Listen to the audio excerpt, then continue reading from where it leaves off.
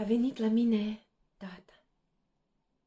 Se grăbea, a trecut din fugă. Mi-a adus 3 înghețate ce s-au dezghețat în pungă. Trecea prin oraș la doctori.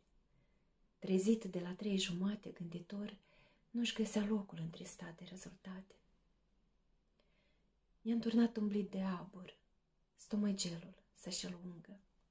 El mănâncă, eu mă satur, până în sat-i cale lungă.